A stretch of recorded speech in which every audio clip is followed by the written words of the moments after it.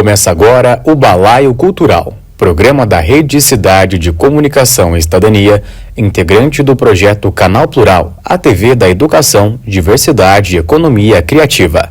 Esta obra audiovisual é viabilizada por meio do edital Fomento Cult, PNAB número 41 de 2024, do Programa de Ação Cultural PROAC e da Política Nacional Aldir Blanc de Fomento à Cultura PNAB. Realizado pela Secretaria de Cultura, Economia e Indústrias Criativas do Estado de São Paulo, Ministério da Cultura e Governo Federal.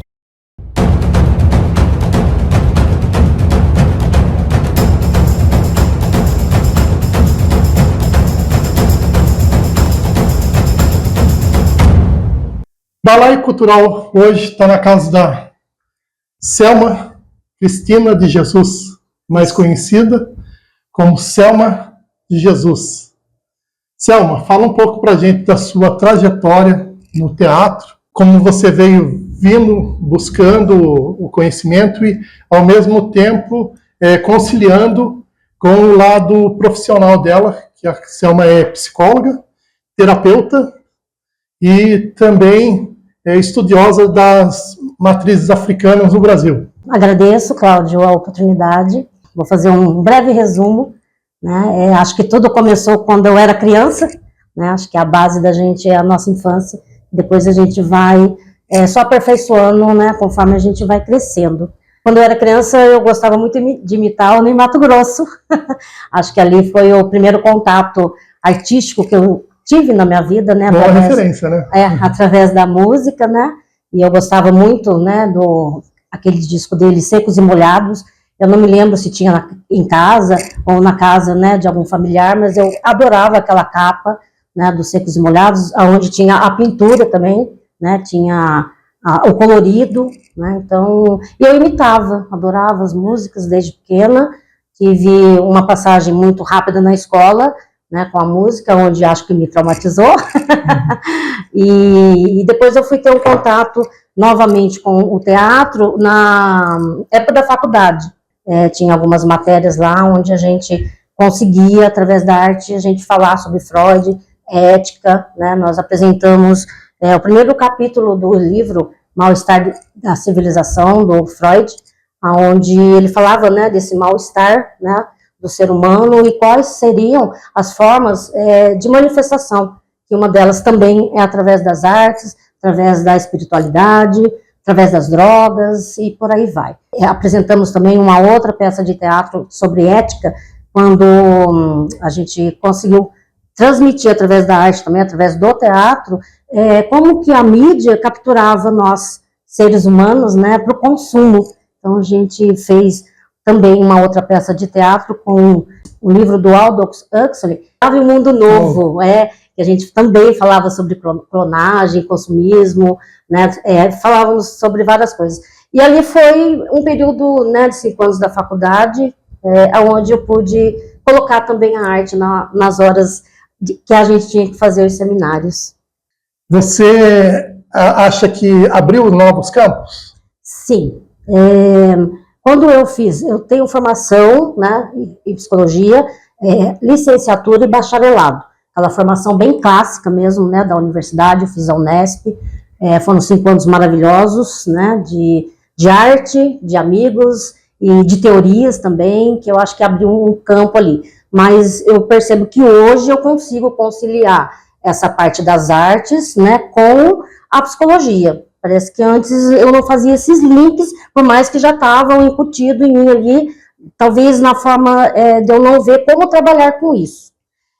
Foi só depois que eu fui fazer artes cênicas, né, já estava aqui em Taubaté, tudo, depois eu vou falar um pouquinho, eu já estava aqui, que eu fui fazer artes cênicas na escola Maestro Fergo Camargo, tive algumas experiências com grupos, né, aqui de teatro, que foi abrindo, né, a chegar ao ponto de eu fazer a pós-graduação em arte-terapia. Então, acho que ali foi uma junção de tudo, que foi vindo gradualmente, acho que nas minhas formações, né, acadêmicas também. É uma trajetória, né, que a gente vai construindo devagarzinho, né, também tem um chamado aí por trás, eu acredito muito na espiritualidade, tem um chamado por trás, né, de tudo que eu faço, né, tem a parte teórica, sim, tem a parte científica, que eu acho muito importante falar também, a parte da ciência, hoje comprovando várias coisas que lá atrás a gente fazia muito, sem muita teoria, mais a questão da intuição, né? Mas quando eu morava em Campinas, né, há muitos anos atrás, eu tive um sonho uma vez, eu estava aplicando reiki, que eu não sabia que era reiki naquela época, eu estava aplicando reiki em uma maca, né? E esse sonho me acompanhou por vários anos, né? Nem pensava na terapia holística. Na época também eu nem tinha começado a fazer a psicologia, porque eu estava morando em Campinas ainda, eu fiz faculdade em Assis. Então, eu falo que hoje é uma junção de tudo, por conta de tudo isso que eu fui, né, buscando, tudo que eu fui aperfeiçoando, fui fazendo cursos, né, vários cursos de xamanismo, fiz o curso de reiki, o tarô terapêutico que eu também faço, isso eu não fiz o curso, daí foi um despertar da alma mesmo, na época da pandemia, em 2020, segundo semestre de 2020, onde caiu, na verdade, né, eu já tenho há muitos anos o tarô mitológico, que é em cima da mitologia grega, e tinha o baralho cigano, mas que por conta, né, dos afazeres do dia a dia, a gente nunca tinha tempo de pegar para estudar, né, e nesse dia eu estava arrumando, eu tenho bastante livros, eu estava arrumando a biblioteca, e ele caiu na minha cabeça. Eu falei, nossa, olha, né, e ali eu comecei, né, a estudar, comecei a ler, né, a gente estava todo mundo dentro de casa, eu naquela época não tinha nem o meu gato, Miguel, eu estava sozinha mesmo, então foi um despertar da pandemia. Hoje eu tenho um espaço terapêutico junto com a minha irmã, que é a tia Zuzu, escrevendo, né, vários projetos para o ano que vem, na parte de arte terapia, contação maravilhosa assim, para despertar, né, o ser humano, a criança.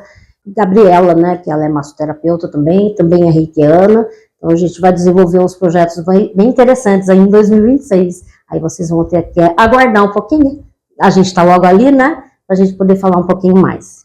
A Selma teve um tempo que ela trabalhou também no Museu Monteiro Lobato aqui, e ela fez parte da estruturação para ser a cidade literária, com a Tina Lopes. Tive uma pequena... Você teve uma participação? Tive. Na verdade, assim, né, eu sempre fui apaixonada por Monteiro Lobato. Eu falo que eu tinha muita inveja, muitos ciúmes da Narizinho, porque ela tinha aquela vovó linda, maravilhosa.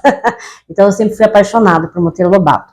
E eu tive contato com a obra mesmo literária quando eu estava fazendo, né, a Fego Camargo, e teve a possibilidade de fazer o concurso, né, para estagiário, e eu fui a Dona Benta no sítio do Capão Amarelo por alguns meses, né, mas foram meses, assim, maravilhosos na minha vida, me acrescentaram bastante, e principalmente, ainda hoje, esse encantamento, né, eu falo encantamento, por mais que existem várias críticas em relação à obra dele, mas é um encantamento que eu vivenciei várias histórias. Né? Uma delas, posso contar? Uma delas era um senhor, né, de bastante idade, ele estava de férias, ele tinha percorrido o Rio de Janeiro inteiro, toda aquela parte de praias, tudo, né, ele estava voltando, se eu não me engano, ele era lá do sul, e eles decidiram passar, né, no sítio do Pica-Pau Amarelo, e eu estava lá como Dona Benta. Então, assim, ele ficou encantado, ele chorou mesmo, né, ele falou que um dos grandes sonhos da vida dele era sentar no colo da vovó, tô até emocionada já. E eu falei, por isso não, né, estava de vovó e ele sentou no meu colo. Então, aquele momento foi muito gratificante, porque a criança, ela já carrega dentro de si esse encantamento, né, que é da idade, é da vida, mas despertar isso, e esse encantamento, eu acredito, assim, que é encantamento de vida.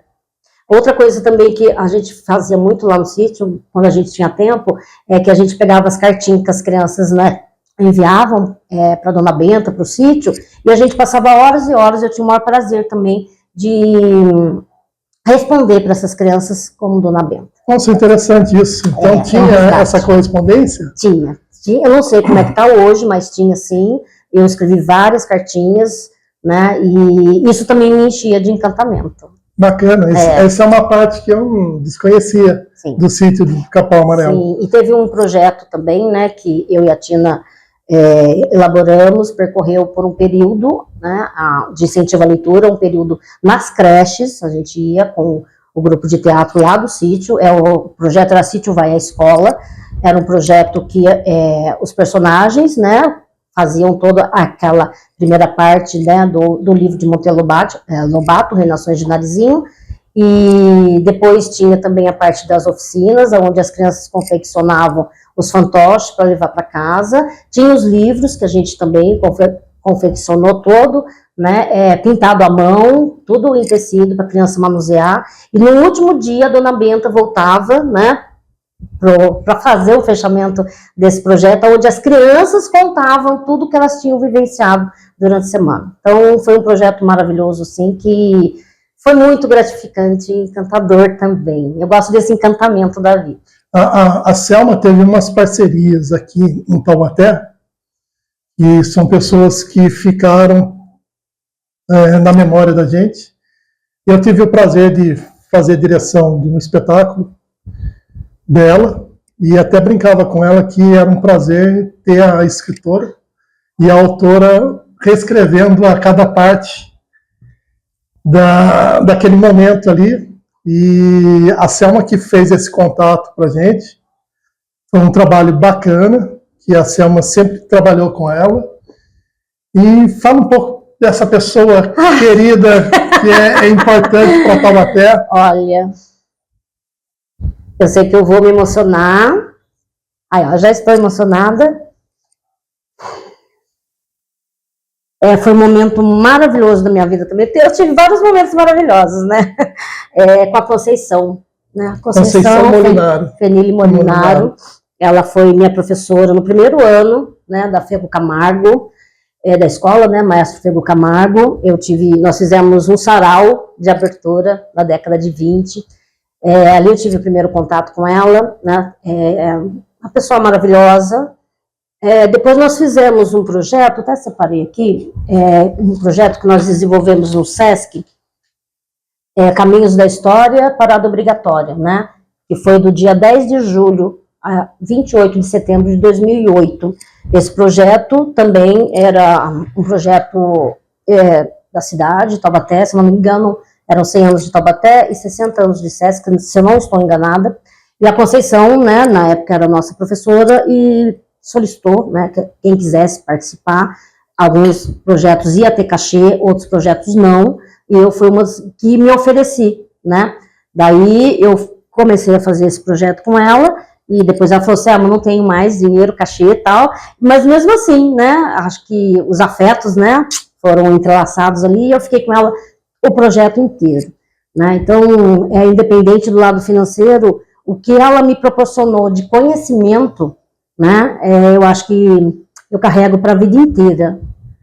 Eu lembro das reuniões que a gente fazia lá no SESC, aí, ó, vou emocionar, e a Conceição era maravilhosa com o público, né, com os artistas da cidade, né. Eu saía catando a bolsa dela, porque ela largava a bolsa dela aberta em qualquer lugar, e eu preocupada com ela, né, era sua fiel, né, escudeira. Eu saía catando a bolsa dela e, né, para tomar conta dela também, porque ela ficava tão encantada com tudo que ela fazia, e esse encantamento dela me contagiava bastante. Então foi um prazer, né, desenvolver esse projeto com ela, e daí veio outros convites, outras coisas também, outras conversas, muitos cafés, né, muita cervejinha na sexta-feira. Também a gente fez também algumas cervejinhas na sexta-feira. O Renato também, o marido dela, sempre muito solícito, muito aberto, né, com a casa dela também. Então foram momentos muito gratificantes e que a gente leva aí na memória, né, de Taubaté, na memória nossa. Mas tem uma passagem que eu gostaria muito de falar, né, em homenagem a ela também. Eu estava no meu último ano de Fego Camargo e eu estava sentada lá no pátio, né, o pátio já estava bem final de ano, assim, todo mundo já entregando os trabalhos, tudo, a gente finalizando, eu estava sentada lá, né, e tinha uma aluna, daquelas alunas que brincam o ano inteiro, os anos inteiros, né, e deixou tudo para a última hora. E eu vi a Conceição, né, nessa sala de aula, orientando essa menina nos últimos, assim, mas nos últimos minutos mesmo, para ela poder entregar os trabalhos na hora, porque a escola ia fechar. Então, ali eu vi mais, né, do que uma professora. Eu vi o lado humano. Ai, só chorando mesmo, gente. A passa por esses momentos também, acho que para despertar, porque depois também eu tive a oportunidade de ser professora, né, no Integral, né, dei aula no PED 5 e lá no Emílio Simonetti também, e eu levei essa Conceição, essa professora também, para esses momentos. Nós fizemos junto a Fita Encarnada, que a Conceição escreveu, mas ela queria montar, que era um espetáculo de rua, e na época ela estava com um projeto em Tremembé, e a gente ensaiava lá, e às vezes tinha coisa que não encaixava, ela reescrevia na hora. E eu até brinquei com ela, falei, olha, sou o único diretor que tem a possibilidade de ter a autora reescrevendo cada capítulo que precisa ser mudado aqui. E ela sempre, com aquela simplicidade, né? Sentava, reescrevia na hora, a gente já mudava, já ensaiava com o que ela tinha proposto, e ela aceitava, assim, numa boa, nunca falou, não, eu escrevi, não, e ela foi sempre solista com a gente, para poder ver o espetáculo saindo. Era uma disposição interna, que era só dela, né? Teve uma peça também que eu ajudei, na época da Fego, que era não sei o que, das flores, era com as meninas, eram várias meninas, né, acho que era do básico, se eu não me engano. Então, assim, ela foi reescrevendo o texto para incluir todas as meninas. Era não sei o que, a Casa das Flores, se eu não me engano, assim. Então, era um pai que tinha um monte de meninas. Então, ela encaixou todas. Ele teve um monte de filhas, né, suas flores, e ela encaixou. Então, na hora ali, ela reescreveu. Conceição era uma das poucas pessoas, né, que tinha autorização da família para poder reescrever, né, algumas histórias do Monteiro Lobato, e na época ela entrou em contato com a família, né, com a pessoa que era, o advogado que era responsável, e ela me colocou, né, em contato com ele, para eu conseguir também, na época, né, os direitos autorais, para poder também levar o projeto, sem ser pelo Sítio do Pica-Pau Amarelo, que é um projeto meu, né, de incentivo à leitura, para poder levar para fora, né, sem ser pelo Sítio do Pica-Pau. Então eu também tive, né, a autorização através dela, ela que me proporcionou isso também, de poder continuar com a obra de Monteiro Lobato de outras formas. Então, é uma gratidão eterna. Pena que foi embora cedo. Pois é, a gente estava num momento cheio de planos. Ela falou, Selma, uma vez a gente tomando café à tarde, ela falou assim, Selma, daqui uns anos eu vou me aposentar, né? Daí eu vou pegar todos os textos que eu tenho guardado e a gente vai percorrer aí as cidades. Você topa? Eu falei, opa! Claro que eu topo, né? Mas aí, né, acredito muito na espiritualidade, né? E a missão dela aqui com a gente finalizou, mas tenho certeza, né, que ela está fazendo outros projetos, né, em outras dimensões. Ou está comandando a gente de lá para fazer os projetos também aqui. Tem isso, né? Esse momento, né, meu retorno também, né? Nós participamos em Paraibuna também, a Fita Encarnada. Aqui, Paraibuna, aqui, ó, Semana do Folclore, que a gente apresentou. Né? Tanto em Paraibuna quanto aqui em Taubaté. Na época teve até cachê. Tivemos cachê, foi muito bom, né? Muito bom. Foram momentos maravilhosos, de muita alegria, de muito sorriso, de muitas risadas. Então, são momentos que vão ficar, né, gravados nas nossas memórias para sempre. Teve um trabalho, Selma, que a gente fez com a Carol e a Suzana, você, e que pagou até os direitos autorais de uma peça. É o Defunto. É o nome do espetáculo.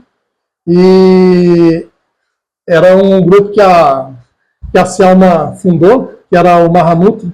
É um grupo Cabana que a gente fez. Isso. Essa convivência com a Suzana e a Carol, né, que é tanta coisa que a gente vai esquecendo. Né? Da convivência, né, da Suzana com a Carol, surgiu o grupo Mahamudra. Esse Mahamudra aí a gente criou para poder apresentar várias coisas, né, várias peças também, aqueles sonhos, né, quando a gente é mais jovem, de percorrer o mundo, né, com as coisas que a gente acredita, as coisas que a gente gosta. E esse O Defunto, na verdade, foi uma das peças de finalização, né, da Escola Maestro Fredo Camargo, que depois a gente levou para a mostra também, né, com a direção do Luiz Cláudio Daniel, e a gente apresentou, né, no Teatro Metrópolis, nos festivais, né, que tinha na época, e também como conclusão, um dos cursos não, uma das peças de conclusão de curso da escola. Então foi gratificante, a gente conseguiu os direitos autorais também, né, e é uma peça maravilhosa que dá muito, muito prazer em fazer. E foi a Suzana é uma unanimidade, né, para teatro, né? A Carol daí não quis fazer a parte técnica, né? Sim. Daí sobrou para a Selma fazendo um dos personagens. Sim. A Selma ela queria fazer a parte técnica, mas... na verdade, eu gosto muito do espetáculo, de montar, da parte de criação. Eu falo que o espetáculo está na minha cabeça, né, e eu consigo colocar isso no palco, né? Eu tive muito a oportunidade quando eu dava aula na Emílio Simonetti, que eu fiz lá, né, várias, mas o que eu mais foi um encantamento foi o Rei Leão, né? Então eu falava que quando eu ia para a escola a pé, o espetáculo ia sendo montado na minha cabeça. Então eu tenho essa facilidade. Agora, para apresentar, a minha formação é habilitação em artes cênicas, né, atriz, mas eu gosto mais dessa parte técnica, assim, né? Mas foi interessante que é uma construção, quando você começa a ensaiar o espetáculo, é uma construção.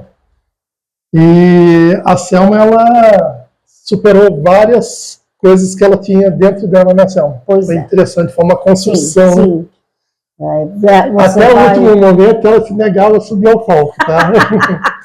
Mas foi belíssima a apresentação. Sou obrigada, fui obrigada várias vezes, mas tudo gratificante, tudo sim, né? Nada obrigado, tô brincando. Porque quando nós fizemos a Légua Tirana também, que é uma peça também, né, com a sua direção, com o Manuel Messias, né, meu grande amigo, e com a Sabrina, né, minha irmã também, depois teve aquela outra também, a Karina, né? Mas eu fui fazer a sonoplastia, nossa senhora! Então, assim, essa parte técnica também é uma tensão na hora, uma tensão e atenção na hora, né? Fazer sonoplastia para a música entrar. Eu apresentei lá no Sesc e apresentei também no Teatro Metrópolis. Então, assim, foi muito. Mas é uma coisa que eu não gostaria de fazer, por causa dessa tensão que é mesmo, mas é uma tensão de responsabilidade.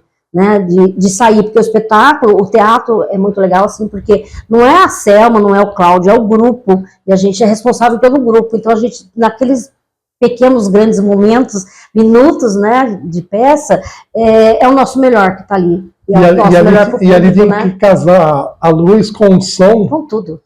O pessoal saiu chocado com o espetáculo. Quando eu também fiz o Rei Leão lá no Emílio Simonetti, foram 60 pessoas, crianças, foram pessoas lá da secretaria também, todo mundo virou girafa, virou tudo lá, né? Então, assim, foram perguntar para mim, Selma, como é que você conseguiu? Não sei, até hoje eu não sei, mas foi um espetáculo maravilhoso. Foi uma loucura aquilo lá, eu lembro de lá. É maravilhoso, né? Foi maravilhoso. As crianças até hoje estão todas já adultas. Reencontrei ultimamente lá no shopping, a semana passada, uma delas, oi, professora, né? Nessas horas a gente se sente, quando grito no supermercado eu falo, né? Oi, professora! A gente se sente, né? Então, é esse encantamento que o teatro proporciona, né, Cláudio? A vida é um encantamento, sim, né? Que a gente vai fazendo as coisas. O trabalho é árduo para montar um espetáculo, para levantar um espetáculo, né, Selma? Sim. A gente sabe que é muita hora de ensaio, muita hora de planejamento. Aqui a casa da Selma, a gente fez oficinas aqui para montar fizemos na casa dela também, né? Fomos buscar material, a Conceição dava material também. Então foi uma loucura.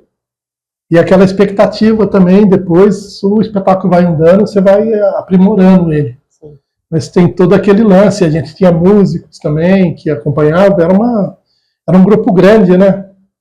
E fazia o espetáculo de rua. Sim. O espetáculo de rua eu gosto muito, eu quero fazer de novo.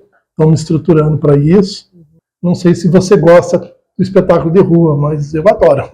Não, gosto também, né? Eu tenho um pouco de dificuldade com improvisação, né? Sempre tive. Eu gosto mais de uma coisa mais estruturada, então, mas são desafios sim que acho que a gente tem que se propor a fazer.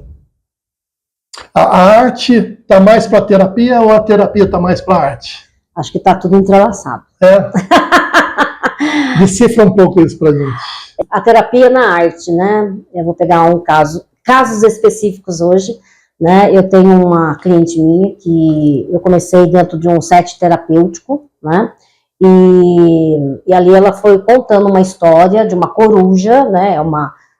Pré-adolescente, quase adolescente, e através da contação de história, ela foi resgatando uma parte da vida dela, né, através da arte da contação de história, que agora já está se transformando num livro, e que também vai se transformar, talvez, né, possivelmente, em contações de história e também no musical.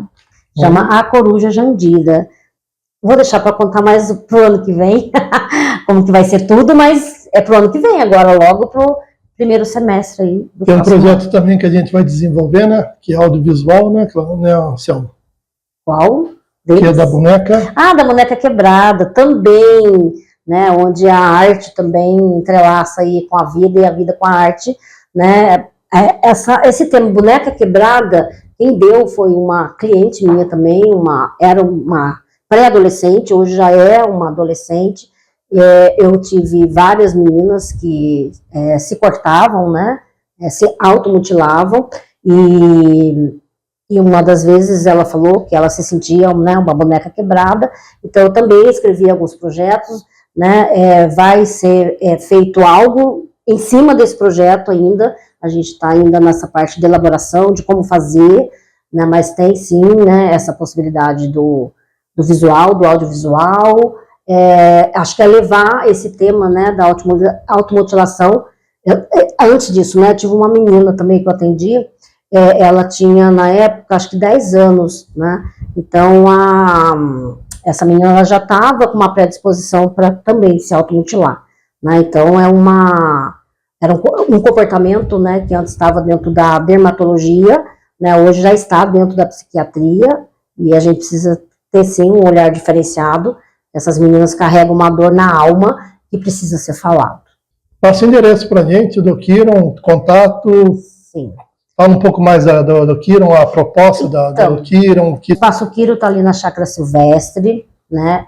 Luiz Augusto Gouveia, 338. Né? Não vou passar só o meu contato, que é o 12991339199. Com a Selma. Falou com a Selma. Esse espaço, né, você falou, né, que a gente ensaiava, fazia as oficinas aqui na minha casa, na Casa da Conceição. Esse espaço, né, que é o Espaço Kiron, nós também temos um espaço onde a gente pretende também fazer isso, né. É um espaço para grupos, é um espaço onde as pessoas possam desenvolver projetos. A gente tem um espaço onde a gente dá aula de teatro também. A Sabrina também dá aula de teatro junto comigo, não é só teatro, é teatro e autoconhecimento, né? Então tem as dinâmicas do grupo de teatro, a produção, em cima da arte-terapia também, mas tudo voltado para o autoconhecimento dessas meninas, né? Dessas pré-adolescentes, e né, caso alguém queira também um espaço para ensaiar, entre em contato comigo, a gente negocia também, a gente conversa, mas é um espaço. Eu gostaria muito que fosse esse espaço, né, que a gente sempre também, a gente sempre recebeu, né, das pessoas, né, principalmente da Conceição, para a arte mesmo, né. Então, o ano que vem a gente vai ter também já um projeto que já está em desenvolvimento, né. Estamos evoluindo, será? Né? Então, aguarde aí para 2026, que vai ter vários projetos dentro das artes voltada para esse tema, para ver se realmente o ser humano está evoluindo ou não. Será? Obrigado por receber a gente aqui. Eu que agradeço. E as pessoas que queiram o Espaço Kiron, tem redes sociais? Temos o Espaço Kiron, né? Mas é o Instagram mesmo, né? Espaço Kiron. Então, todas as novidades, todas as promoções, as pessoas que queiram contratar o serviço da Selma também, como psicóloga também, ela faz atendimento online e presencial também. Online. E tá aqui uma atriz, produtora, e já que nós estamos fazendo o último dia do ano, deixe uma mensagem para as pessoas que estão esperando 2026 aí? 2026, está logo ali, né? Então, que a gente possa finalizar esse ano, né, com gratidão no coração por tudo que a gente conquistou, por tudo que a gente passou, os momentos bons, os momentos ruins também. Tudo nos leva, né, a questionar a vida, a crescer e a buscar. O ano que vem, né, somando na numerologia, vai dar o número 1, que é o início, né? Então, que todos possam iniciar 2026, né, iniciando com bons sonhos, né, com encantamento de vida, com novos projetos, sempre pensando no coletivo. A gente não pode esquecer que nós estamos numa transição planetária, né? Então a gente precisa sim limpar esses padrões de comportamentos onde a gente vai repetindo ano após ano. Então a gente precisa limpar para a gente poder evoluir, né? Então fica aí o meu lembrete aí para a gente não esquecer que a gente está aqui para algo maior, que é a vida. E o Balaio Cultural, até o próximo ano.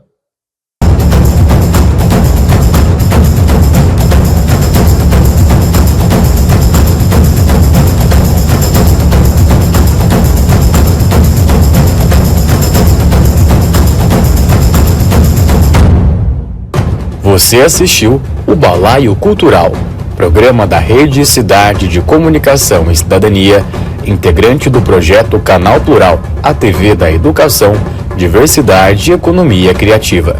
Esta obra audiovisual é viabilizada por meio do edital Fomento Cult SP PNAB, número 41 de 2024, do Programa de Ação Cultural PROAC e da Política Nacional Aldir Blanc de Fomento à Cultura PNAB, realizado pela Secretaria da Cultura, Economia e Indústrias Criativas do Governo do Estado de São Paulo, Ministério da Cultura e Governo Federal.